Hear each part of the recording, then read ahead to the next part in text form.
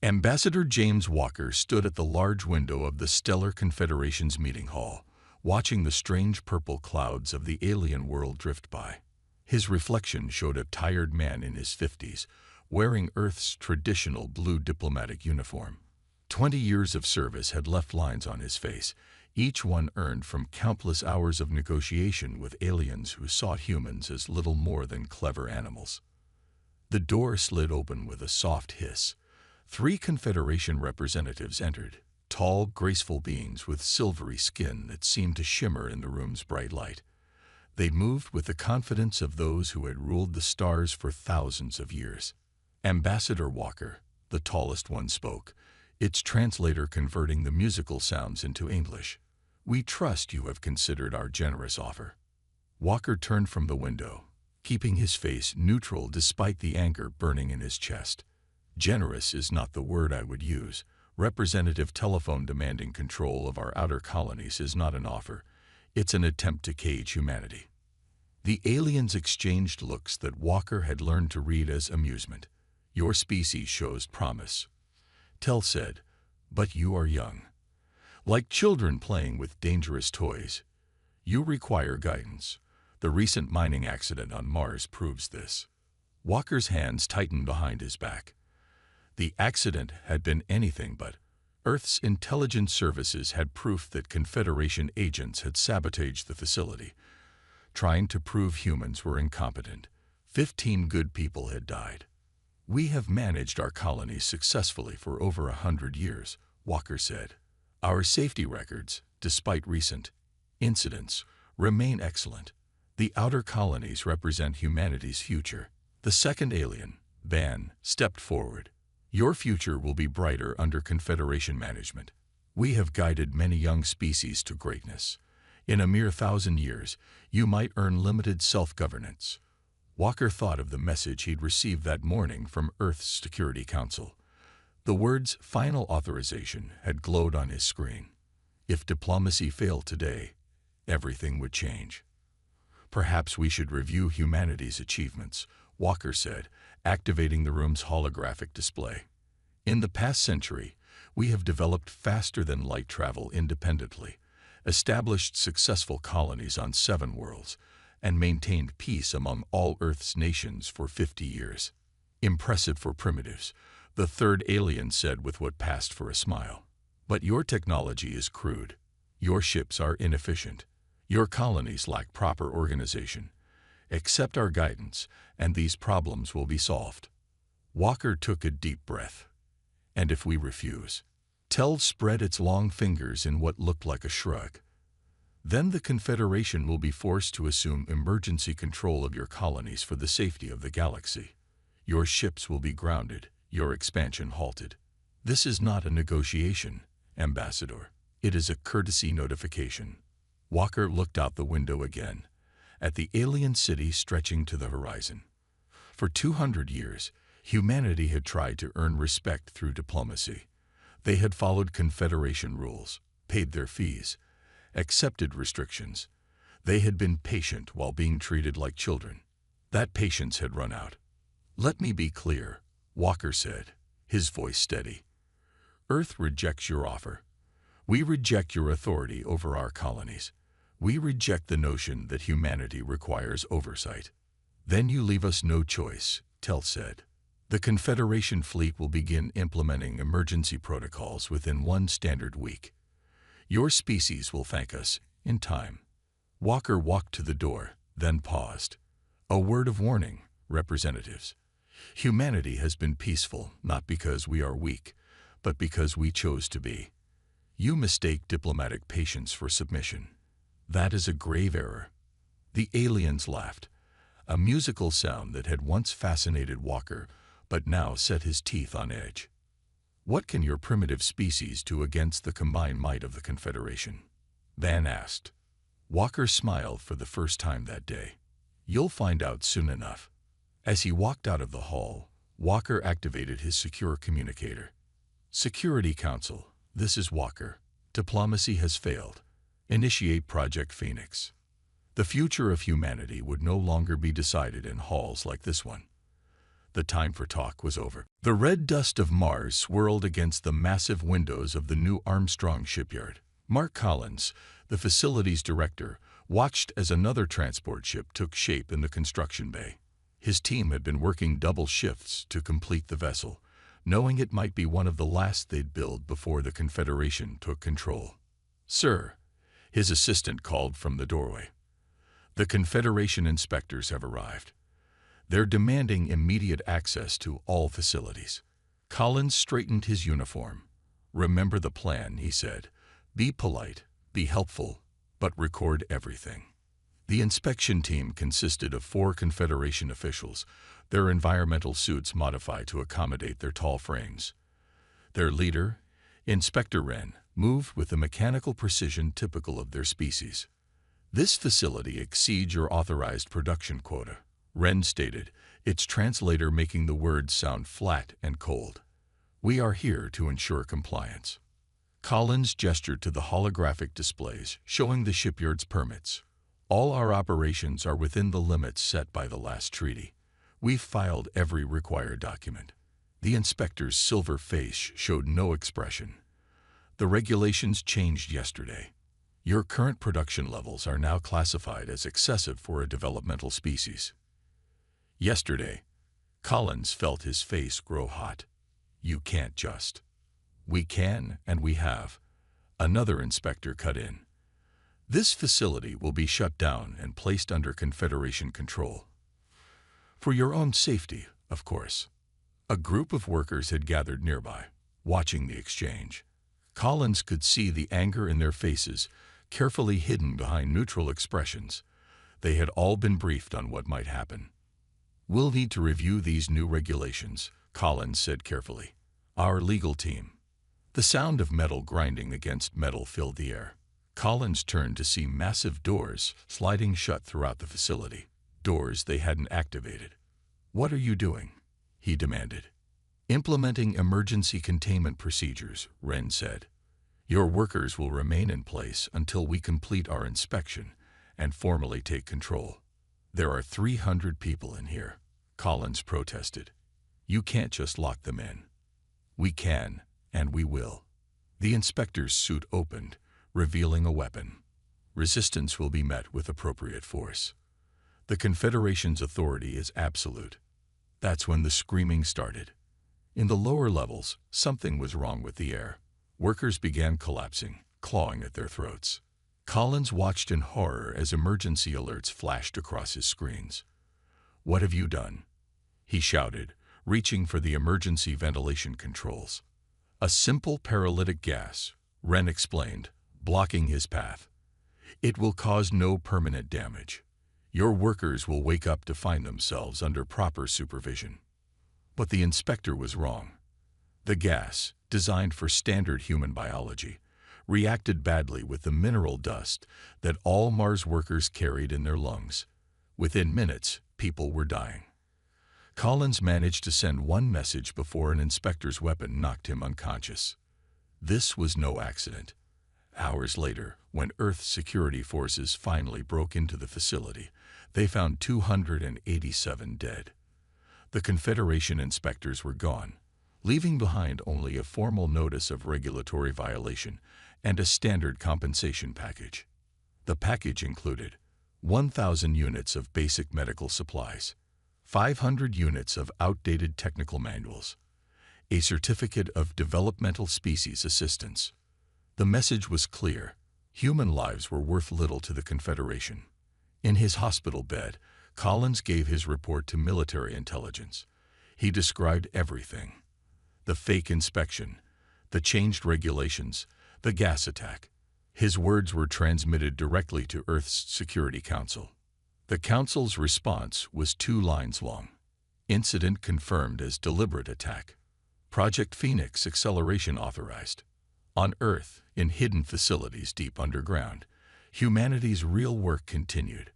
The Confederation thought they had crushed human spirit on Mars that day. They would soon learn how wrong they were. Admiral Kate Thompson walked through the underground facility known only as Site 7, her footsteps echoing off steel walls. 500 meters beneath the Australian desert, Some of humanity's brightest minds worked in secret, hidden from the Confederation's watching eyes. The main lab was alive with activity. Dozens of scientists moved between workstations, examining pieces of alien technology scattered across tables. At the center stood Dr. Robert Miller, bent over what appeared to be a damaged Confederation engine. "Tell me you have good news," Thompson said, approaching him. Miller looked up, his eyes bright with excitement. "Better than good. Look at this." He pointed to the engine's control crystal. "We've been going about this all wrong. The Confederation's tech isn't more advanced than ours. It's just different." "Explain it simply," Thompson said, knowing that Miller could talk for hours about technical details. "Their machines work on standard rules. A goes to B goes to C." Miller grabbed a tablet and drew a straight line. "But humans don't think that way. We jump from A to Z and figure out the middle later. The Confederation can't understand how we do it because their brains are wired for order." Thompson watched as he brought up a holographic display of human brain patterns next to alien ones. The difference was clear. Human thoughts jumped and sparked in chaos, while alien minds moved in neat, predictable patterns. "They've been holding us back," Miller continued, "not because they're more advanced, but because they're afraid of how we think. We can see possibilities they can't even imagine." In another corner of the lab, a young scientist named Lisa Wright was testing a new power core. The energy readings on her screen pulsed in patterns that would give Confederation scientists headaches. "Show her," Miller said to Wright. Wright pressed a button, and the power core hummed to life. Energy flowed through it in ways that defied the Confederation's carefully ordered laws of physics. "We rebuilt it our way," she explained. "No more following their rules." Thompson watched as the core powered up a small shield generator. "How strong is it?" "Strong enough to shake their confidence," Wright said with a smile. She fired a standard Confederation weapon at the shield. The energy blast didn't just stop, it vanished completely. "They'll detect this kind of power output," Thompson warned. Miller shook his head. "That's the beautiful part. Look at their sensor readings." He showed her another screen, displaying what Confederation monitors would see. The shield registered as nothing more than background noise. "We're invisible to them?" Thompson asked. "Better than invisible," Miller replied. "We're impossible. Their sensors can't detect what their science says can't exist. And right now, everything we're building breaks their rules." Thompson walked through the rest of the facility, seeing similar breakthroughs everywhere. Team after team had taken alien tech, torn it apart, and rebuilt it in ways that made no sense to Confederation science, but worked perfectly for human minds. In the weapons lab, they had developed guns that didn't just fire energy. They fired possibility itself. In the navigation section, engineers had built drives that didn't push through space but danced between its moments. "How long until we can put this into production?" Thompson asked, returning to Miller's station. "A month for the first chips," he said. 3 for a fleet. We've got factories hidden and ready. The Confederation thinks they're agricultural facilities. Their sensors can't see past our shielding." Thompson nodded, thinking of the Mars incident, of all the lives lost to alien arrogance. "Keep working. I'll inform the Council." "Has she left the facility?" Thompson smiled. The Confederation thought they had humanity safely contained, developing along their approved paths. They didn't realize that humans had never been good at staying in boxes. The revolution wasn't coming with guns and ships. It was already here, in the quiet breakthroughs of minds too creative to be chained by alien rules. Soon, very soon, the galaxy would learn what humanity could really do. Dr. Thomas Reed watched the test ship hover silently above the hidden facility in the Atacama Desert.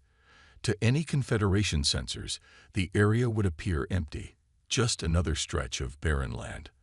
The quantum shield they'd developed bent light and energy around the base, making it vanish completely. "Test Flight 47 is ready," the computer announced. In the ship's cockpit, pilot David Cooper gave a thumbs up through the window. "Begin standard evasion pattern," Reed ordered. The ship didn't just fly, it danced. One moment it was there, the next it flickered between 3 different locations. Confederation tracking systems would see nothing but random energy spikes, impossible to lock onto. "Sir," his assistant called from the monitoring station. "Confederation patrol approaching from Sector 7. Reed smiled. "Perfect timing. Continue the test." High above, 2 Confederation ships appeared, their sleek silver hulls glinting in the sunlight. They were running a routine patrol, checking for any unauthorized human activity. Reed watched their sensor sweeps pass harmlessly through the quantum shield. "They're scanning the area," the assistant reported. "Picking up their communications. They're logging this as another empty sector." The test ship continued its maneuvers directly below the patrol. Cooper was putting the new engines through their paces, moving in ways that Confederation physics said were impossible. The alien ships didn't react at all. Their sensors simply couldn't process what they were seeing. Reed picked up his secure comm unit. "Time for Phase 2. You're clear to proceed, Cooper." The test ship shot straight up, passing between the 2 Confederation vessels. For just a moment, it dropped its quantum shielding. The alien ship's sensors would have registered a brief energy spike, something that should have been impossible in an empty sector. "Confederation ships are changing course," the assistant reported. "They're coming back for a closer look." "Exactly as expected," Reed said. "Show them what they want to see, Cooper." When the alien ships returned, they found exactly what their prejudices told them they would find. A crude human attempt at a stealth ship, barely able to maintain flight. Cooper made the test ship wobble slightly, as if struggling with basic stability. Reed could almost imagine the Confederation pilots' smugness as they scanned what appeared to be primitive human technology. The aliens wouldn't even bother reporting it. Why waste time on such an obviously inferior attempt? "They're leaving," the assistant confirmed, logging it as a minor technical violation, not worth following up. Reed turned to the room full of engineers and scientists behind him. "That's what success looks like, people. The Confederation just saw exactly what we wanted them to see. Another example of humans playing with technology beyond their understanding." The room burst into applause. On screens around them, data from the real test continued to flow. Quantum field measurements, space-fold calculations, and energy readings that would have made Confederation scientists claim impossibility. "Package the data and send it to Admiral Thompson," Reed ordered. "Project Phoenix is ready for full deployment."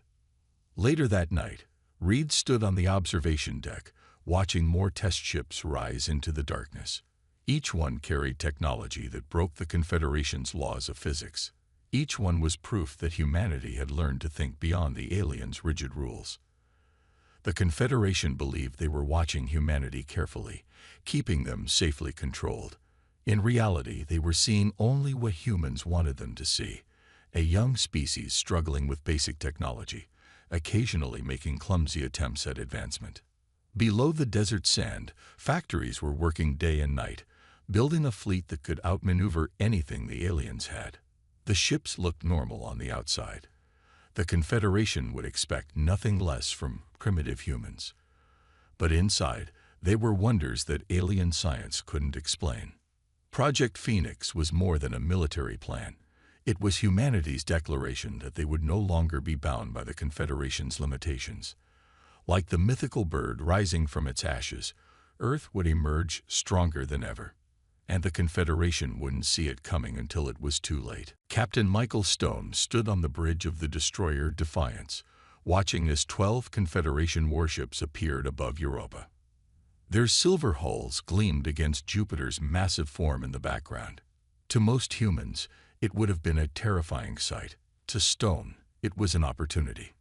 "They're broadcasting their demands," his communications officer reported. "Standard format. They're claiming authority over Europa for protective oversight of critical resources." Stone nodded. "How many civilians still on the surface?" "None, sir. We evacuated the last mining crew an hour ago. The Confederation thinks it was a routine shift change." The Defiance was humanity's first fully upgraded warship. From the outside, it looked like a standard human destroyer, intentionally crude and blocky, exactly what the Confederation would expect. Inside, it contained technology that would change the galaxy forever. Confederation fleet is moving into standard attack formation, Tactical reported. They're not even bothering to shield themselves. Their sensors show us as a single outdated destroyer. Stone allowed himself a small smile. Send the warning message. The communications officer's voice filled the space between the ships. Confederation fleet. This is UES Defiance. Europa is sovereign human territory. Withdraw immediately. The alien response came quickly, dripping with condescension. Human vessel, power down and prepare for inspection. Your presence here is unauthorized. This is your only warning. All systems ready, his weapons officer reported. Quantum field stable. They still can't see our real power signature. Stone straightened in his chair. Let's show them what humanity can do. Execute pattern alpha. The Defiance vanished. On the Confederation ships, alarms blared as their target disappeared. Their sensors, designed to detect normal space drives, were blind to the quantum technology that let the Defiance step between moments of spacetime. The human ship reappeared directly in the middle of the alien formation. Before the Confederation crews could react, pulses of quantum energy shot out in all directions. The alien ship's engines died instantly, their power cores going dark. Direct hits on all targets, Tactical reported. Their main systems are offline. No casualties. The quantum pulses worked exactly as designed. Stone watched as the Confederation ships drifted helplessly. Their crews would be unharmed, but unable to restore power. Everything they thought they knew about physics said their ships should still work. They would have no way to understand what had happened. Open a channel to their flagship, Stone ordered. The alien commander's face appeared on screen, its silver features twisted in confusion. What have you done? We've given you a demonstration. Stone replied calmly. Your ships will regain power in exactly 1 hour. Consider this a warning. Europa is off limits. Impossible, the commander sputtered. Your technology is primitive. You cannot. We can. Stone cut in. And we just did. Remember this moment. Remember that humans chose to disable your ships without causing harm. Remember that we could have destroyed your entire fleet, but didn't. The Defiance vanished again, reappearing at a safe distance. Stone knew what would happen next. The Confederation would convince themselves this was a fluke, some lucky accident. Their pride wouldn't let them believe that humans had actually surpassed them. Send the final message, he ordered. His communications officer broadcast one last transmission. The age of treating humanity as children is over. Next time, we won't be so gentle. As the Defiance headed back to Earth, Stone thought about the shock on the alien commander's face. The Confederation had spent centuries telling humans what was and wasn't possible. They were about to learn that possibility meant something very different to the human mind. This had been humanity's warning shot. The galaxy was about to change forever. The grand chamber of the Confederation Council stretched high above Ambassador James Walker's head, its crystal walls designed to make other species feel small. Today, however, Walker stood tall. Behind him floated a hologram showing the disabled fleet near Europa, their ships still dark after the quantum pulse. 500 Confederation representatives filled the chamber seats, their silver faces showing various degrees of anger and disbelief. The High Council sat at the front, trying to maintain their usual air of superiority despite the situation. This demonstration of illegal technology will not be tolerated, High Counselor Vec announced, his translator making the words sharp and cold. The Confederation hereby demands that humans surrender all advanced weapons and submit to immediate oversight. Walker smiled. It wasn't a friendly expression. I'm afraid you misunderstand the situation, Counselor. I'm not here to listen to demands. I'm here to deliver them. A murmur ran through the chamber. No primitive species had ever dared to speak this way to the Council. Your single ship's victory was a fluke, another counselor declared. Even now, our main fleet approaches Earth. 300 warships will ensure humanity's compliance. Walker activated a small device on his wrist. The hologram behind him changed, showing the Confederation's approaching fleet. As the Council watched, a dozen human ships appeared among them, moving in ways that violated every law of physics the aliens understood. "We've been tracking your fleet since they left port," Walker said calmly. "Our ships are already in position. Unlike at Europa, these vessels are not under orders to show restraint." The chamber erupted in shouts and protests. Walker waited for them to quiet down before continuing.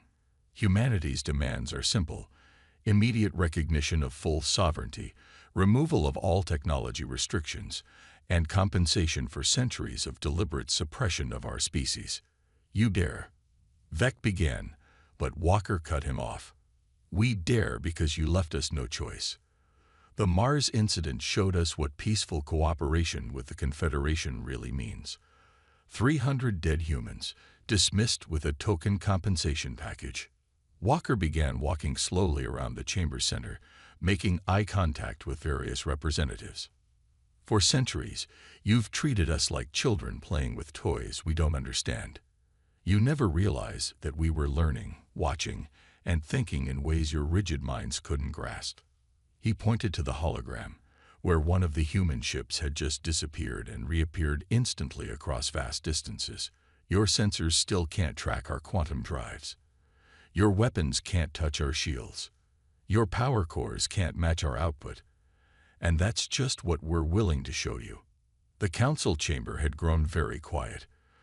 For the first time in centuries, the Confederation's leaders were facing something they couldn't control or understand. "You have 6 hours to respond," Walker continued. "If you refuse our terms, we will demonstrate exactly what humanity can do when pushed too far. The fleet you sent to threaten Earth will serve as our example." "This is outrageous," Vec shouted. "We will not be threatened by primitives."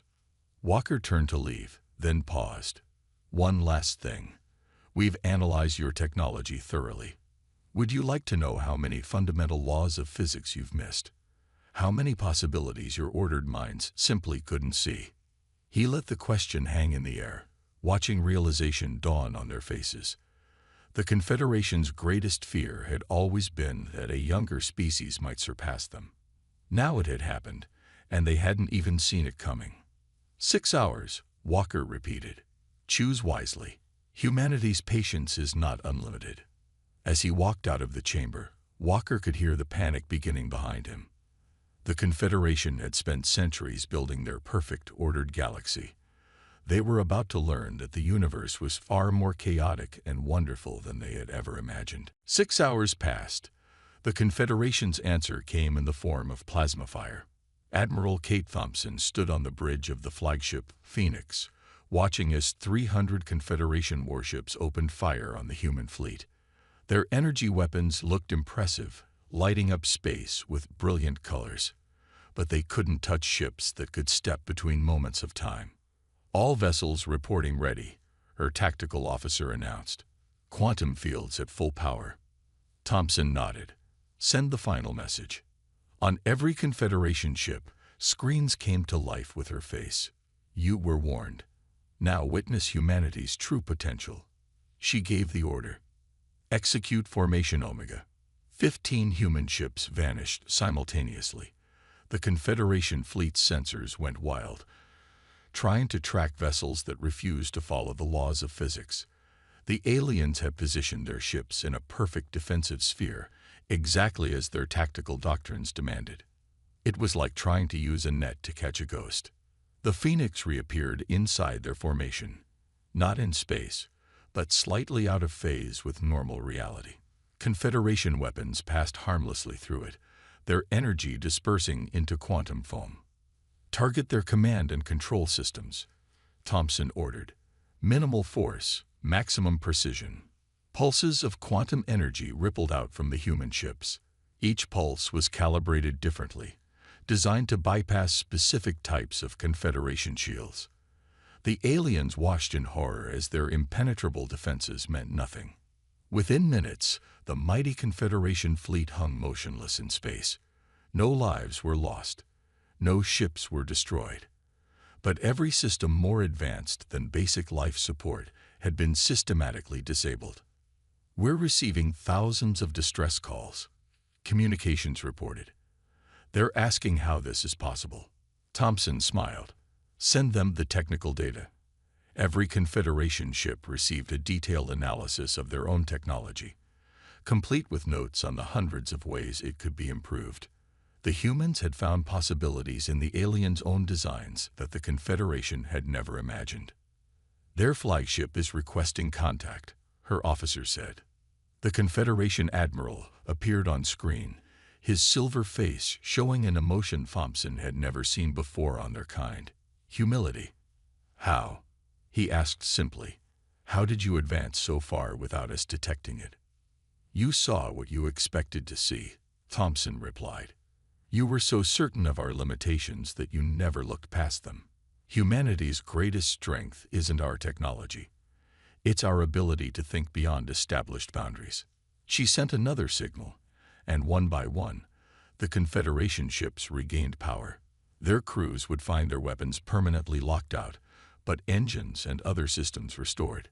"Return to your ports," Thompson ordered. "Tell your council that humanity's terms are now non-negotiable. We will have our independence, and we will develop our technology without restrictions." The alien admiral nodded slowly. "And if we refuse?" In answer, Thompson had her tactical officer display one last piece of data: scans showing quantum field generators hidden on every major Confederation world. The aliens had never detected their installation. "We could shut down your entire civilization without firing a shot," she said quietly. "Instead, we're offering partnership, real partnership, between equals. The choice is yours." As the Confederation fleet retreated, Thompson sent a final message to Earth. 2 words that would mark the beginning of a new era: mission accomplished. In the days that followed, the galaxy changed. The Confederation, faced with undeniable proof of their own limitations, began to reform. Other young species were freed from restrictions, and humanity stepped onto the galactic stage not as conquerors, but as teachers, showing all species that the universe held more wonders than anyone had imagined. The age of limitation was over. The age of possibility had begun.